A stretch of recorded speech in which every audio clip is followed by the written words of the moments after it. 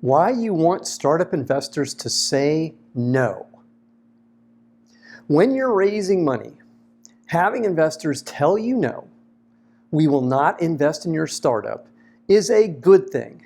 Yes, you heard me right. Hearing an investor say no is a good thing. That's what today's video is all about. In today's video, I'll explain why you want startup investors to say no, what you don't want to hear an investor say to you.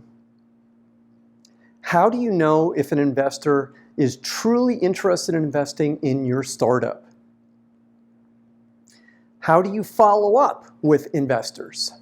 Finally, what does no really mean? I hope you like it.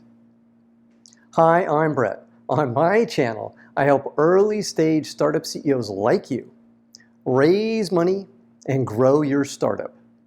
So if this sounds like you, then hit the subscribe button and the bell so you get notified every time I release a new video. Let's get started.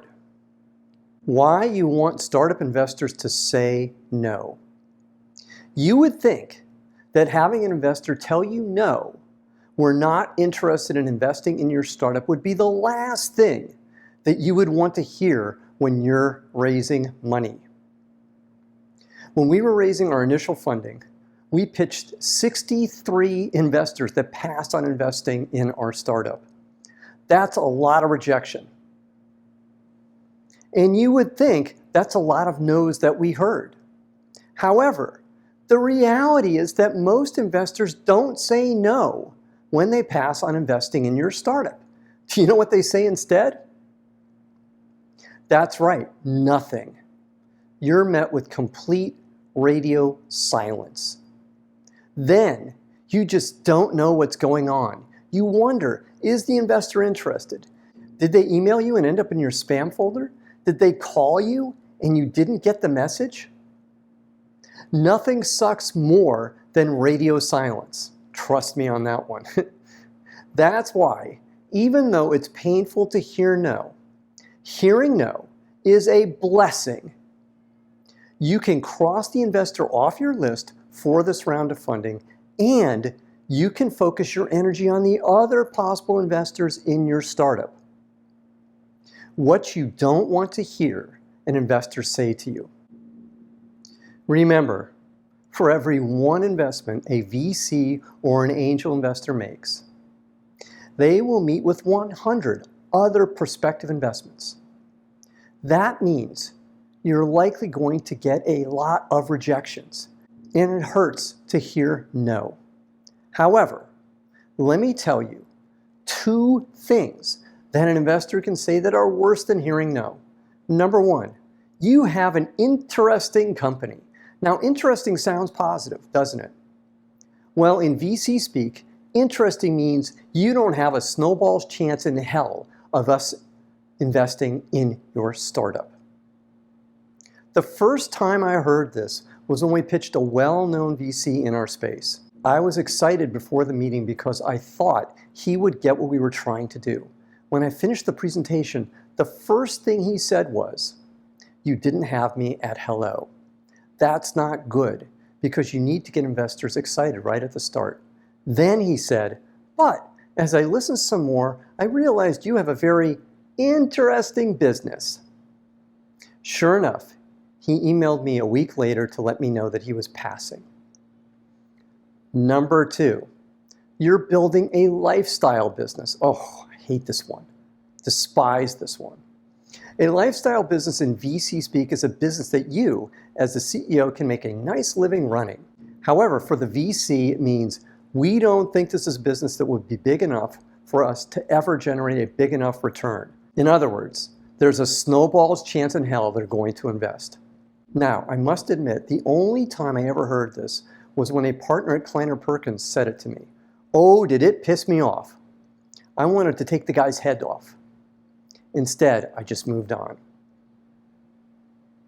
How do you know if an investor is truly interested in investing in your startup? Investors have two speeds they typically operate at. If they're interested in investing in your company, they typically will move fast. They will get back to you very quickly to let you know they are interested in investing. And they will set up the follow-on meetings quickly as well. That's the tell. Every single investor that gave us a term sheet moved quickly.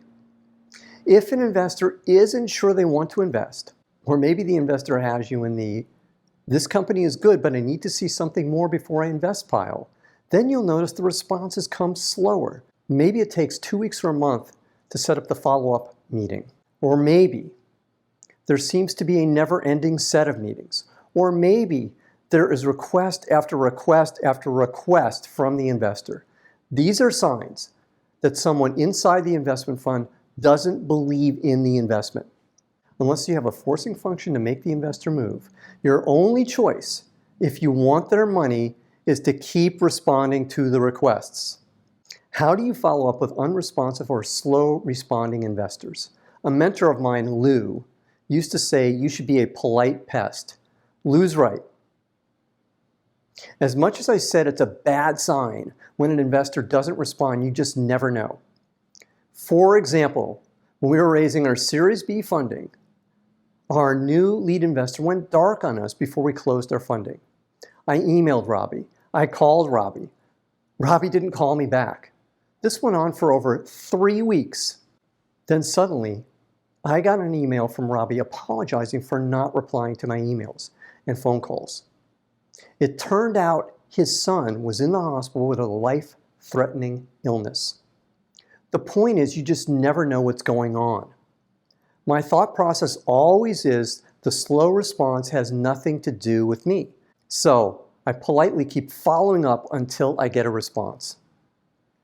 Now, if this content is resonating with you, then please hit the like button right now. What does no really mean? I said that no was a good thing because you could cross off that investor from your list of prospective investors. Here's what I didn't tell you. No means no for now, not forever.